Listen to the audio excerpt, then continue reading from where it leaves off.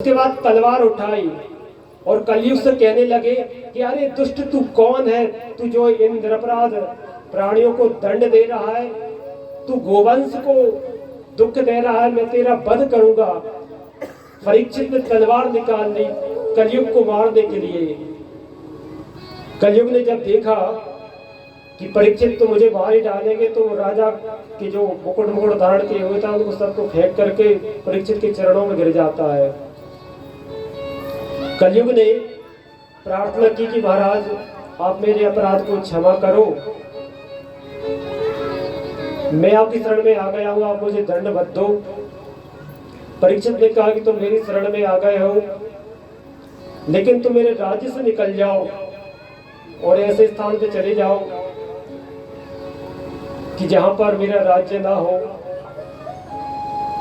तब कलयुग ने कहा कि महाराज मैं जहां भी जाता हूं वहां पर आप मुझे शस्त्र धारण किए हुए दिखाई देते हो, आपका ऐसा प्रभाव है कि पृथ्वी पर कहीं भी क्यों न चला जाऊं, आप हर जगह आप मुझे दिखाई देते हैं। आप ही मुझे रहने के लिए स्थान दीजिए, बताइए मैं कहाँ रहूं।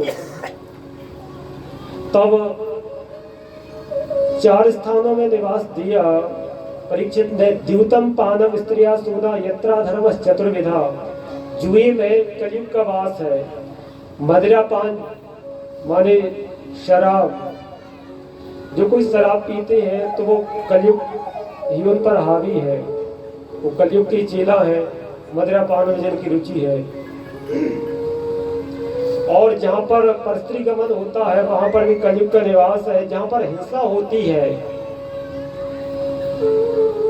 देखिए ये जो कलयुग जब आया था ना, तभी इसने आकर के सबसे पहले गोवंश पर ही प्रहार किया। ये जानता था कि धर्म की जड़ गोमाता है, इसलिए 5000 साल से प्रयास करता आ रहा था, गोवंश को नष्ट करने में लगा हुआ था। लेकिन 5000 सालों में ये जो प्रजातंत्र का शासनकाल आया ना, इसी में ये सबसे ज्यादा उन्नति कर पाया। अभी तक इतनी गाय नष्ट नहीं होती थी, मुगल काल में इतनी गायों की दुर्दशा नहीं हुई। अंग्रेजों ने शुरू किया, अंग्रेजों के शासनकाल में गाय की इतनी दुर्दशा नहीं थी। जब देश स्वतंत्र नहीं हुआ था तो स्वतंत्रता के पहले सारे नेता यही कहते थे कि जिस दिन देश स्वतंत्र होगा तो कलम की नोक से सबसे पहले गोहत्या बंदी कानून बनाया जाएगा। लेकिन देश को स्वतंत्र हुए आज 78 साल हो गए, तब से लेके सरकारें आई और गई, कई पार्टियां बदल गई, लेकिन गाय की स्थिति आज भी खराब है।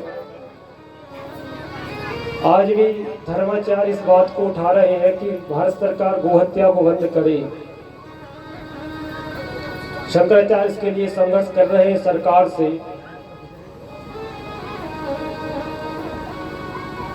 तो भारत सरकार को इस विषय को समझना चाहिए और गोमाता के लिए कुछ करे। बहुत अधिक समय हो गया, बहुत हो गई, अति हो गई। तो कलयुग ने जो है इस प्रजातंत्र के शासन काल में तो अति कर दी है। आंकड़े ऐसा बताते हैं कि देश में लगभग जो स्वाभाविक रूप से जो गाय मरती है उसके अतिरिक्त लगभग 80,000 गाय एक दिन में मारी जाती है। मांस के निर्यातक में उत्तर प्रदेश भी बहुत आगे है। इसके शासक योगी जी है, जो कि गोरक्ष पीठाधीश्वर है, अच्छे शासक है, लेकिन ये कहीं ना कहीं उनके स्वरूप को भी कलंकित कर रहा है। उनके शासन को ये शोभा नहीं देता है। पता नहीं क्या मजबूरी है सरकार की भी। हमारे शंकराचार्य भगवान उत्तरामदाय के शंकराचार्य भगवान ने तो यही कहा, जब उनका स्नान नहीं हो पाया तो उन्होंने अभी यह घोषणा की है कि योगी जी 40 दिन में यह सिद्ध करके बताएं कि वो हिंदू है या नहीं। मतलब हिंदू तो है ही है, इसमें कोई बात नहीं है, अच्छी शासक है, वंदनीय है, हम उनके चरणों में प्रणाम ही करते हैं कि उनके शासनकाल में यह उत्तर प्रदेश एक उत्तम प्रदेश हो गया है। बहुत अच्छा उनका शासन है। लेकिन सिर्फ गड़बड़ी यही है, इससे हम भी संतुष्ट नहीं है कि गोमाता की जो दुर्दशा है यह कहीं ना कहीं उनकी छवि को खराब करती है। तो योगी जी ऐसी कृपा करें कि इस उत्तर प्रदेश में गोमाता राज्य माता घोषित हो जाए और गोवध बंद हो जाए। तो सोने में सुगंध पैदा हो जाएगी। देखते हैं क्या होता है आगे चल के। अब गोमाता को लेकर के संघर्ष होना है सरकार से। इसके बाद में 4 स्थानों में कलयुग को निवास दिया गया। उसके पश्चात परीक्षित अपने राज्य में आ जाते हैं। एक दिन की बात है, वो शिकार खेलने के लिए जाते हैं। सोने का मुकुट धारण किया, जिस जो कि जरासंध का मुकुट था। 5वां स्थान रहने के लिए कलयुग को स्वर्ण दिया गया था।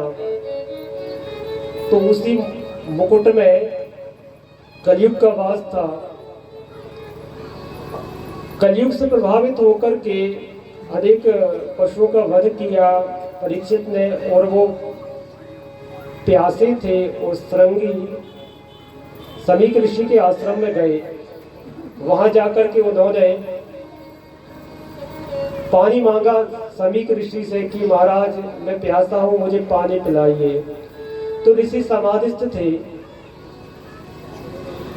राजा परीक्षित ने यह सोचा कि इन्होंने जो समाधि लगाई है शायद झूठी मूठी समाधि लगा कर बैठे हैं। परीक्षित ने बाण से एक मरे हुए सांप को उठाया और वो उनके गले में डाल दिया समीक ऋषि के, और अपने राज्य में चले आए। इधर समीक ऋषि के जो पुत्र थे श्रृंगी, वो बड़े तेजस्वी बालक थे। नदी में स्नान कर रहे थे, कौशिकी नदी में। उनके मित्रों ने समाचार दिया कि अरे श्रृंगी,